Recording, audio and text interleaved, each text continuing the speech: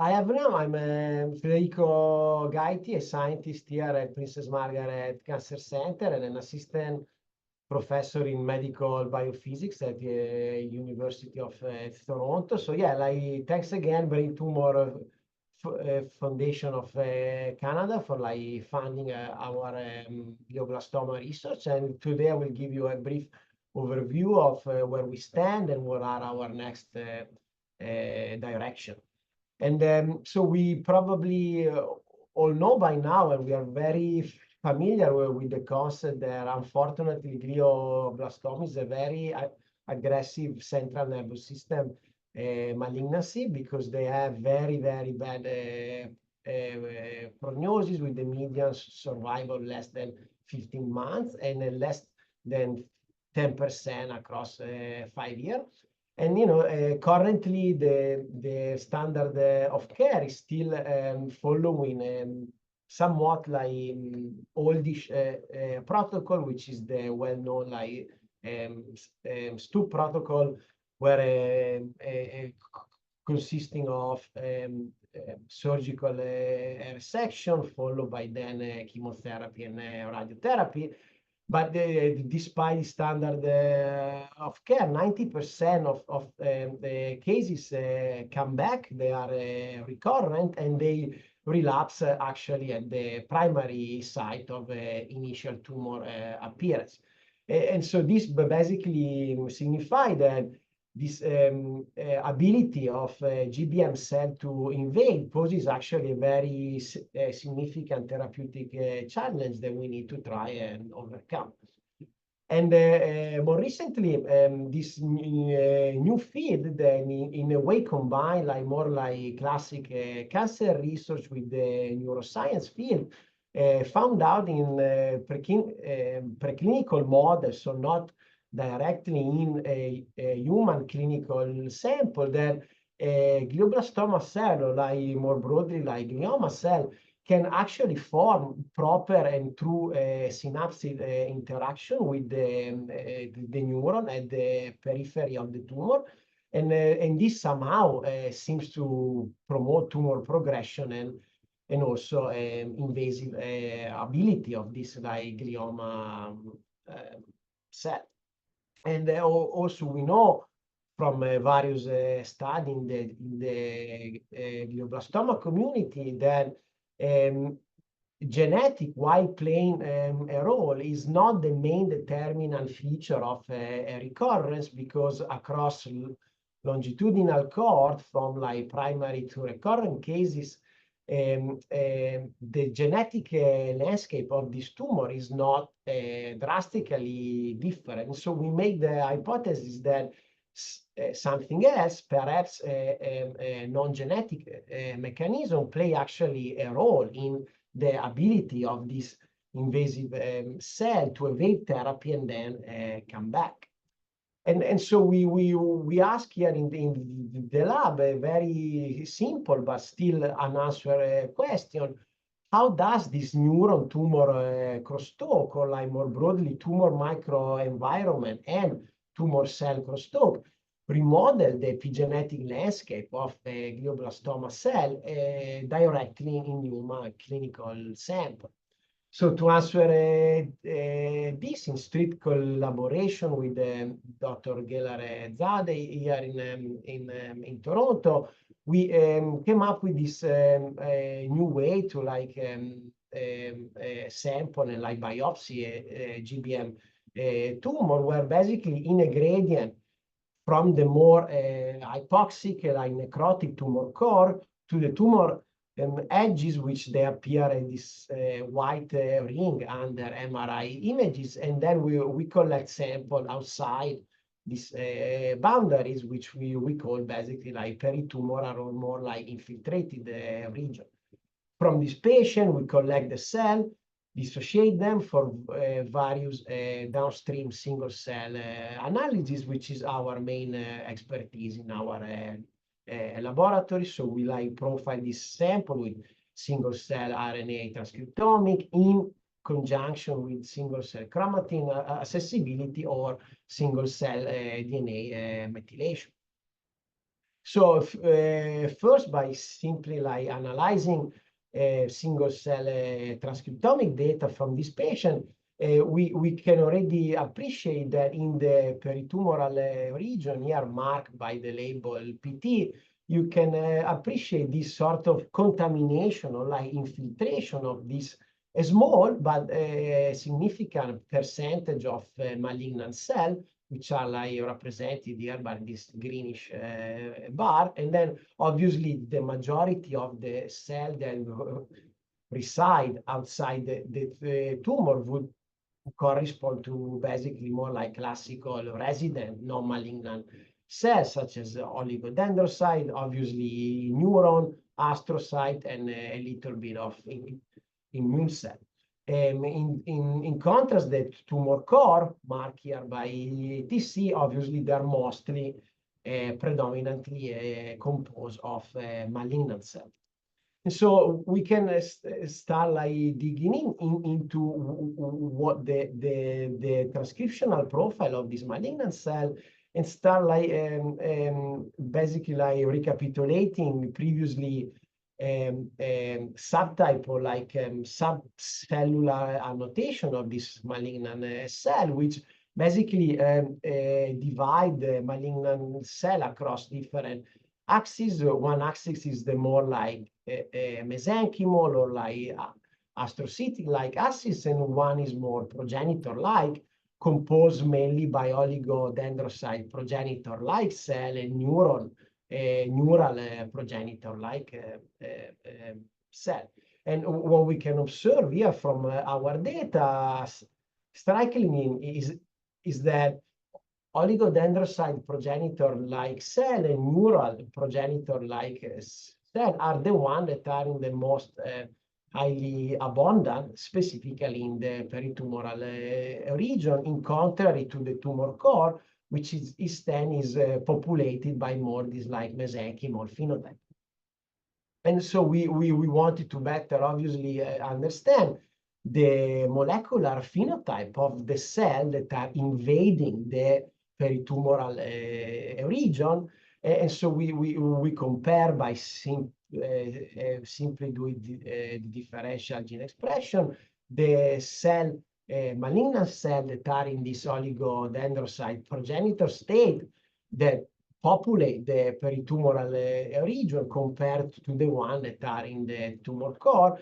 And, we start finding interesting and up-regulated pathway that all point to basically this like higher neuronal activities, which would be basically like in line with the hypothesis we have, which is that this cell have a higher ability to basically like hijack interaction with the neuron and promote their growth. So with some of our analysis directly in like clinical sample, we can start seeing basically the transcriptional signature that this cell in the invasive front acquire compared to the one that are more in the tumor core.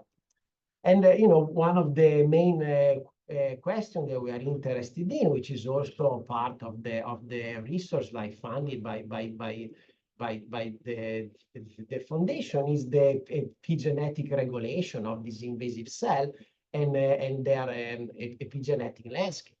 So to answer this, basically we analyze the match single cell chromatin accessibility data set that we have from this patient sample, and we basically identify the presence of major transcription factor family that are preferentially actually regulating this invasive progenitor-like population of cell that populate the peritumoral region. And the main candidate that we are now focusing on for like downstream analysis, including some follow-up functional validation, are ASCL1, ZB1, and the TCF family.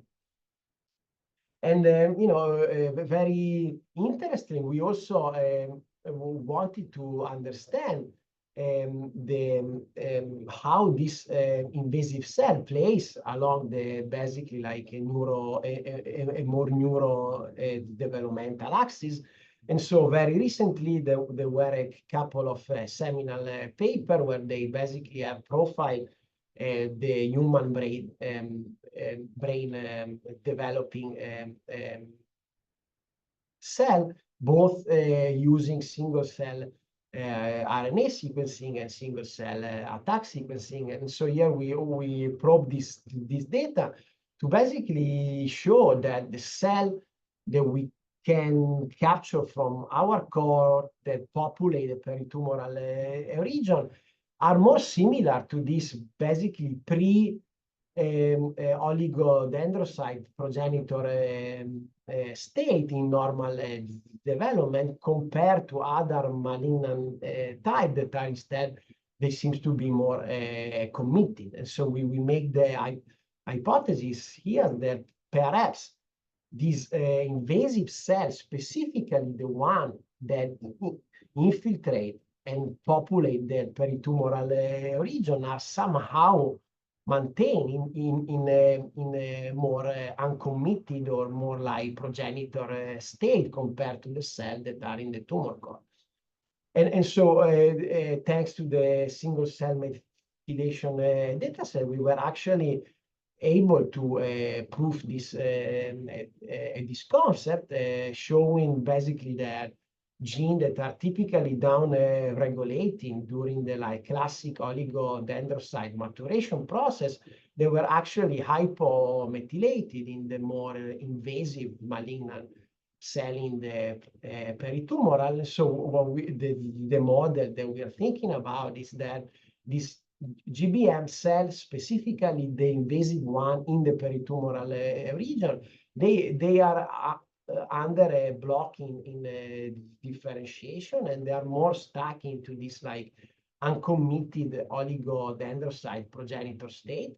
And this is, I think, relevant because from other studies, and we are also trying now to probe this concept in our data, pre-OPC or less committed on oligodendrocyte progenitor, they are actually more migratory, and they have a higher ability to actually form synapses.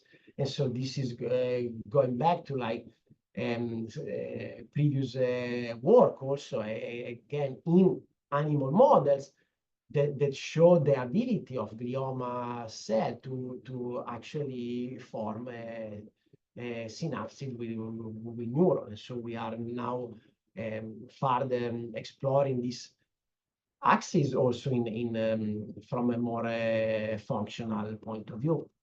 And the last piece, obviously, that we wanted to try and like understand is what is the role of this neuron tumor crosstalk in shaping this invasive behavior of GBM cell.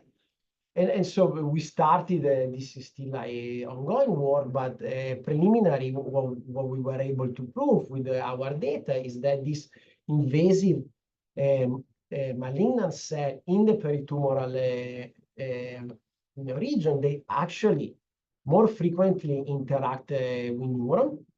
And when we probe and reanalyze some of the very recently publicly available spatial transcriptomic data, we can appreciate that also these are the cells that colocalize spatially more frequently with the neuron. And so all of this is basically like suggesting that perhaps these are the cells that colocalize with the neuron and are capable actually to interact with the neuron and potentially form synapses. And so this is where we are at. Obviously, everything is very preliminary, but we are trying to expand. We identify this subpopulation of progenitor-like malignant cell in the peritumoral region that have this increased neuronal properties. These are more invasive cells, and they expand upon tumor recurrence. We found key transcription factor that they appear to like regulate this invasive malignant cell, and we are trying to like further corroborate this. And it seems that these are the cells that are maintaining to a more uncommitted state, because this is the state that confer higher migratory and synaptic properties. And we are preliminary showing that these are also the malignant cells that more frequently actually interact and co-localize with a neuron. And we will do more like downstream analysis to further understand what are the players in this like neuron tumor crosstalk. So moving forward, obviously, this is a preliminary course, so we will expand patient cohort to have a more robust prediction of all of these like preliminary finding. We are expanding our single cell DNA methylation data set, which is key in trying like answering neurodevelopmental question, but also give us the ability to infer basically this more like spatial and temporal evolution of this malignant cell. And as I mentioned, through our collaborator, we are also trying to like functionally validate some of our findings, and specifically this like co-localization with neuron, and what are the key players involved. And yeah, so thank you again, Brain Tumor Foundation of Canada, to support our research. And yeah, I hope to give you more updates soon again. Thank you, everyone.